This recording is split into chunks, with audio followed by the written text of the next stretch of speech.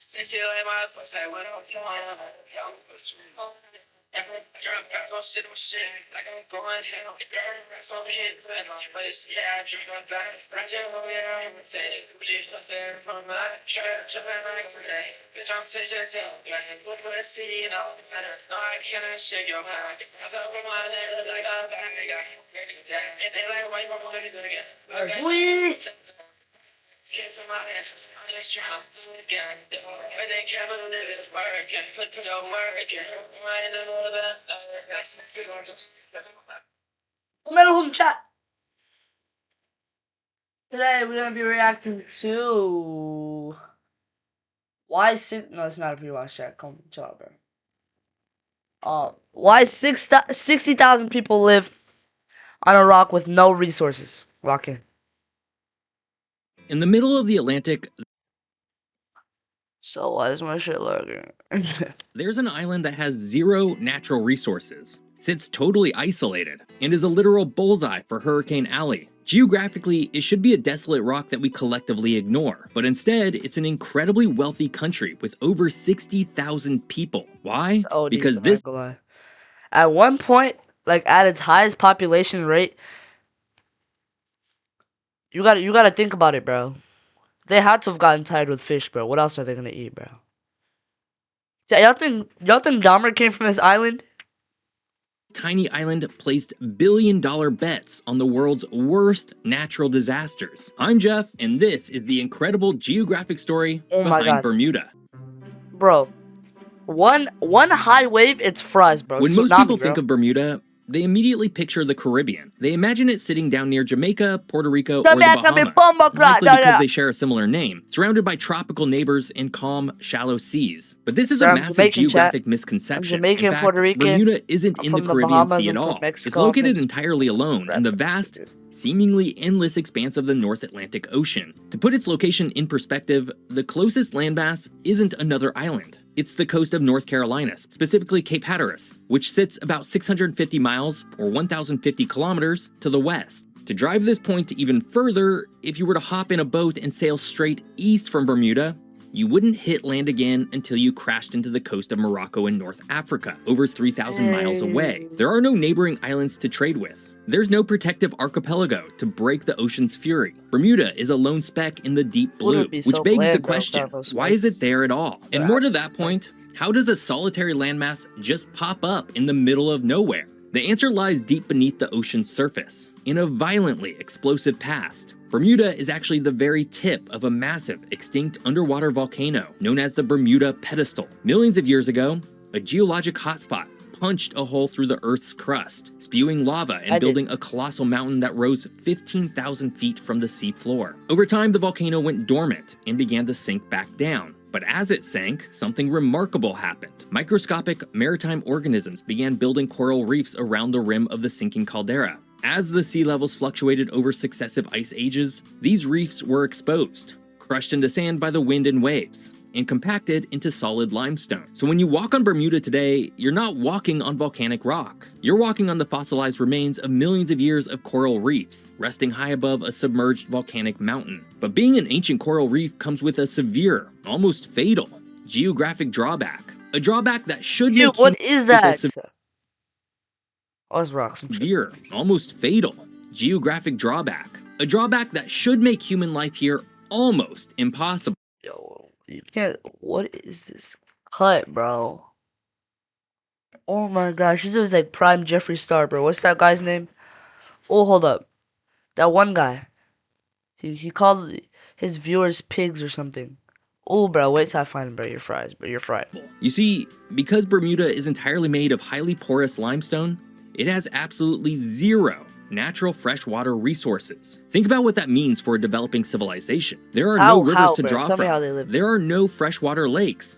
There are no deep aquifers to pump drinking water from. When it rains, the water simply filters straight through the porous rock and mixes with the salty ocean water below. For a landmass located hundreds of miles from the nearest drop of fresh water, this is a geographic nightmare. You can't grow vast fields of crops without water. You can't support a massive population without water. You'd think that this sheer lack of basic survival resources would make it completely uninhabitable. Yet, somehow, the people of Bermuda didn't just survive this. They engineered their way around it using a brilliantly simple architectural trick involving their white, stepped roofs. Something we'll talk about in a bit. But before we get to human ingenuity, we need to talk about the water surrounding the island. Bermuda sits entirely within the Sargasso Sea, a fascinating region of the Atlantic and the only sea on Earth that has no land boundaries. It's defined entirely by ocean currents, forming a massive, slow-moving vortex.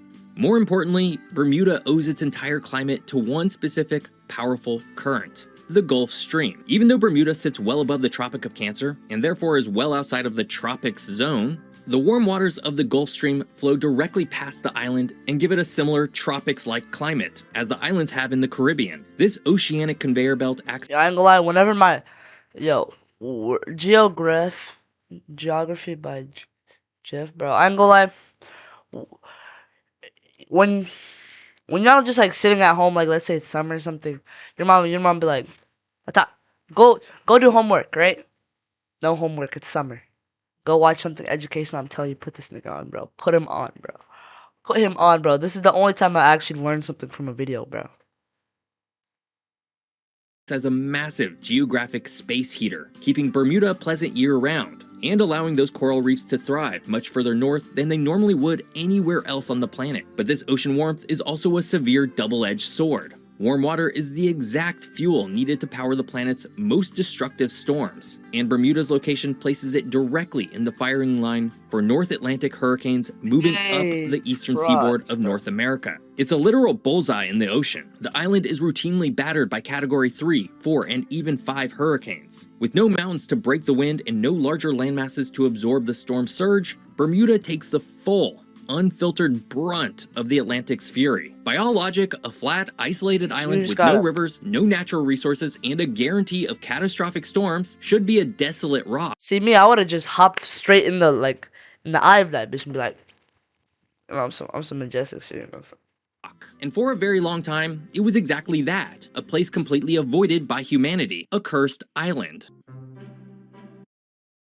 Haley Stevens, Chief of Staff for President Obama. Chill out, bro. We haven't made it out yet, bro. We gotta watch this ad, bro. We haven't made it out. Haley Stevens, she was a critical part of my team that helped the American auto industry come roaring back. Haley Stevens, a proven fighter for Michigan. Love you, Haley Stevens. EVE Online is a vast universe. Alive with the unrelenting activity and combined history of its players. Pursuing lives of adventure, warfare, and prosperity. They share this existence in the biggest single shard, free-to-play MMO of all time. Yo, props to this voice actor, bro. Shit got me.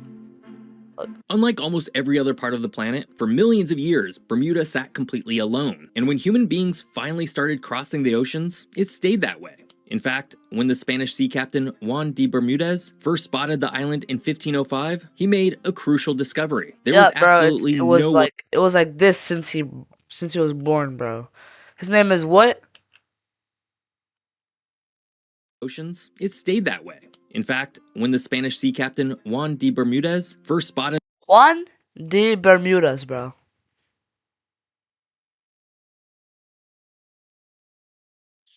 the island in 1505, he made a crucial discovery. There was absolutely no one there. Zero native population. Nobody want to be there, gang. At this time it's like a race for like power and shit like that. You know what I'm saying? That's why everybody's like going around the world and shit. So you're telling me it's a race between power? And yo, dumbass decides to stop at a dinky island, bro. Ooh, if I was the leader of Spain right now, ooh, I would have slimed him out, bro. The Caribbean, which were home to thriving indigenous civilizations, Bermuda's extreme isolation meant no humans had ever found it. It was a complete blank slate. But surprisingly, the Spanish didn't want it. As sailors approached the island, their wooden ships were regularly ripped to shreds by the treacherous, hidden coral reefs surrounding it. Those who survived the wrecks and made it near the shore reported hearing terrifying, demonic shrieking echoing from the forests at night. The Spanish quickly named it the Isle of Devils and avoided it like the plague. Now, it turns out the demons were actually just the loud, eerie mating calls of the native cahao bird, mixed with the grunts of wild pigs left behind by earlier shipwrecks. But at the time, the island was deemed cursed, and so it sat empty for another century. It would take a massive, terrifying natural disaster to finally force humans to settle the Isle of Devils. In 1609, an English ship named the Sea Venture was carrying colonists to the new settlement of Jamestown, Virginia. But en route, they sailed straight into a massive hurricane. Taking on water and rapidly sinking, the ship's admiral spotted Bermuda and intentionally drove the vessel into the island's reefs to prevent it from going down in the deep ocean. All 150 people survived. They spent 10 months on the island, building 2 new ships from the wreckage and native timber to finally sail on to Jamestown. But the island had made an impression. It wasn't a cursed wasteland. It was actually quite beautiful, and so a few men volunteered to stay behind to hold the claim, and by 1612, the English officially colonized Bermuda. But settling the island was one thing, surviving it was another. Remember that total lack of fresh water we talked about? Y'all think since there was an American Revolution, y'all think there was a Bermuda Revolution?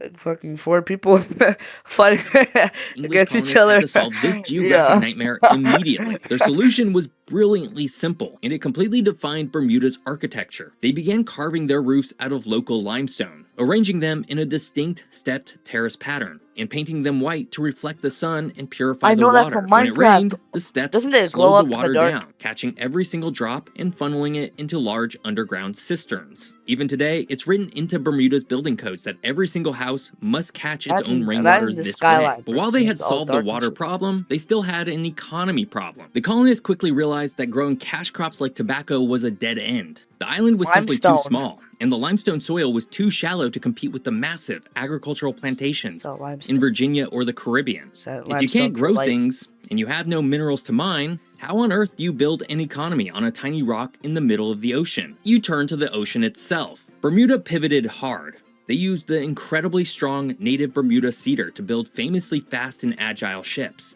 They abandoned agriculture and became a maritime powerhouse. Bermudians dominated the regional salt trade, and perhaps most intriguingly, they turned to privateering, essentially highly organized, state-sponsored piracy. For a long time, Bermuda's economy thrived on legally intercepting enemy ships and taking their cargo.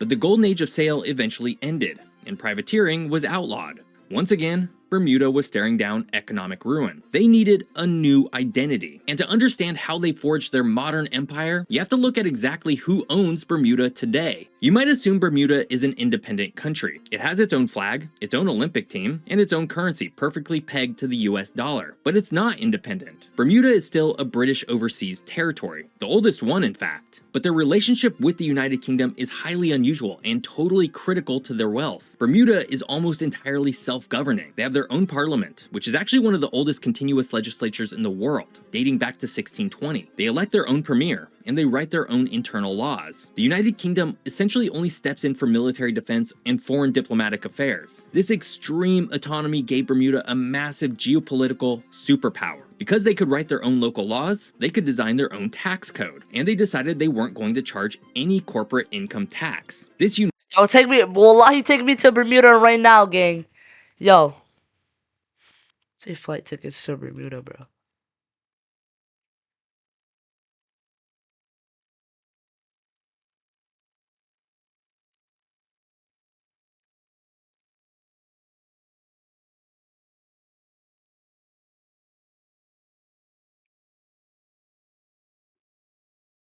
Wow. Are you shitting me, bro? I want to go to Bermuda, bro. To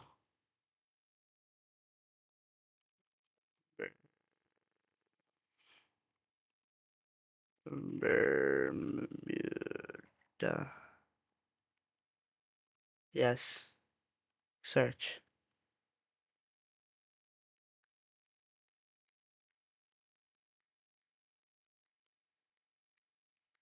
Listen, when y'all buying like Robux or like V-Bucks and shit like that.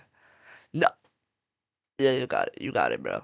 I think the reason why they don't need taxes is because they're already taxing with the flight tickets. What you mean $900, gang? Nah, bro, fuck that.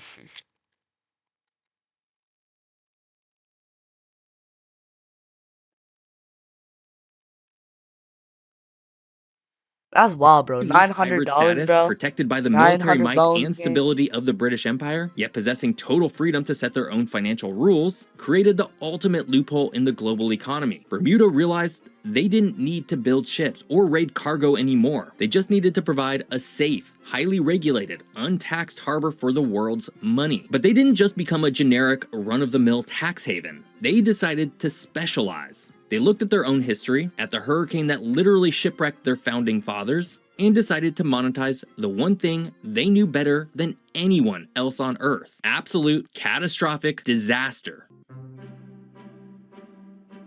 $1 billion disaster. To understand how billion, bro. BioLife. If you use up to $800, find it at BioLife. Up to $100. I can pay for my Bermuda ticket. $800 is waiting Oh yeah, now for I'm you. straight, bro. Just donate plasma, get paid for each donation the same day, then treat yourself and treat your friends. Schedule your appointment today.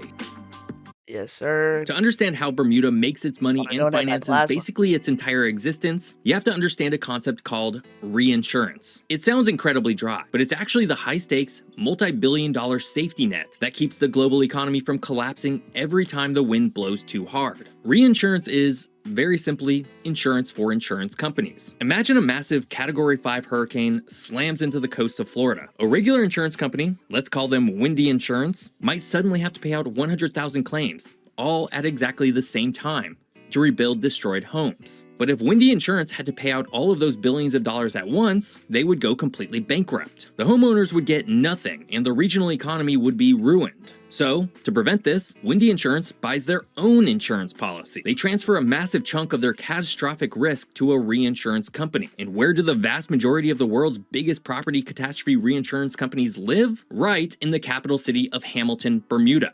Because of their unique British overseas territory status, their lack of corporate income tax, and their proximity to the United States, which has the highest concentration of expensive coastal real estate in the world, Bermuda became the absolute epicenter of the global catastrophe market. When a major hurricane hits the US mainland, a devastating earthquake strikes Japan, or wildfires ravage California, it's very often Bermudian companies that are writing the checks to fund the recovery. In fact, following major recent US hurricanes, Bermudian reinsurers have paid out roughly 30% of all reconstruction claims. They're essentially acting as a giant financial shock absorber for the world's worst days.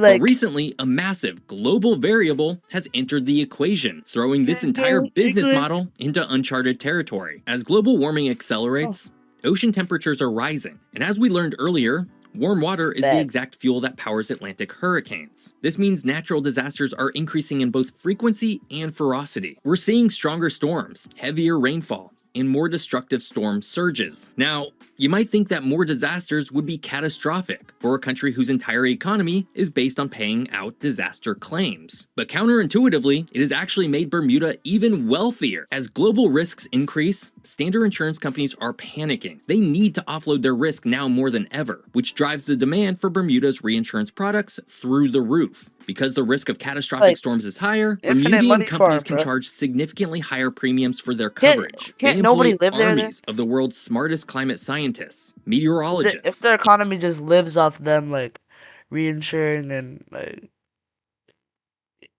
getting investments and stuff like that, you would need to go through a catastrophe to get money, right?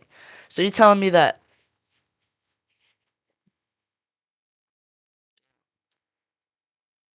Oh my gosh, I saw this one like TikTok like movie, and it was like this guy that every time he got hurt, he had like threw up a gold coin.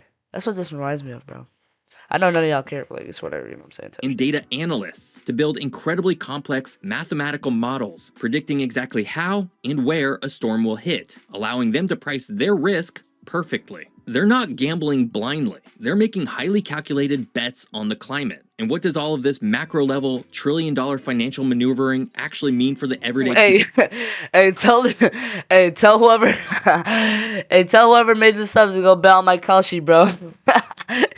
Living on the island, there's a very real, if tiny, human population living in Bermuda after all. Despite its massive footprint on the global economy, Bermuda is astonishingly small. The entire island is only about 21 square miles. To put that in perspective, the entire island of Manhattan is larger than the entire country of Bermuda, and living on this tiny strip of limestone is a population of roughly 64,000 people. That's the population of a minor suburb in the United States. Yet, because of this massive influx of reinsurance capital, Bermuda boasts one of the highest gross domestic products per capita on the entire planet, routinely hovering well over $100,000 per person. The wealth here is staggering. The roads are well maintained, the infrastructure is incredibly resilient, and the standard of living is exceptionally high. When a hurricane hits Bermuda itself, the island barely blinks. Their white-stepped limestone houses and underground water cisterns are built like fortresses, and their power grids are designed to snap back into action almost immediately. But there is a catch, and it's a painful one for the locals. Because Bermuda is an isolated 21 square mile rock with zero natural resources and no major agriculture, absolutely everything has to be imported by ship or plane. Every drop of fuel, every piece of lumber, every car, and nearly every single piece of food you buy at the grocery store has to travel hundreds of miles across open ocean to get there. Combine that extreme supply chain cost with the massive influx of billionaire executives driving up real estate prices, and Bermuda has consistent with the massive influx of billionaire executives driving up real estate prices, and Bermuda has consistently ranked as having the highest cost of living in the world. Earning $100,000 a year in Bermuda doesn't make you wealthy. In fact, it barely makes you middle class. So, in the end, Bermuda is a bit of a geographic paradox. It's an island that should be unlivable. It has no water, no resources, and sits completely alone in the crosshairs of the world's most violent ocean. Yet, through sheer human ingenuity, architectural adaptation, and a brilliant cutthroat pivot into Bermuda the world baddies? Come to think of it, I've never seen no Bermuda girl, bro. I've never seen a Bermuda person, bro, let alone girl, bro. Do they just all like intermingle in their little isolated? Hey, why are you looking at me like that, bro?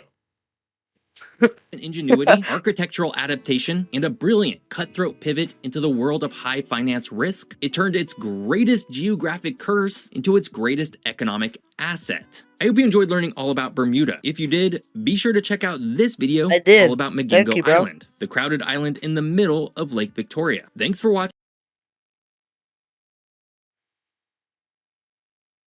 Y'all niggas know what time it is, bro.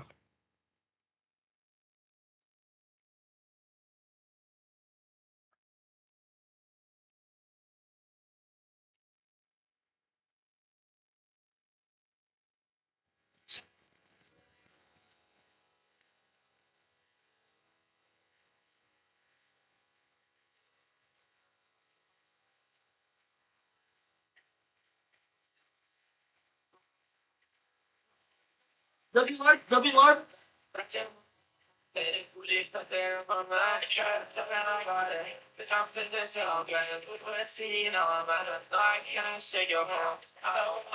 Hi.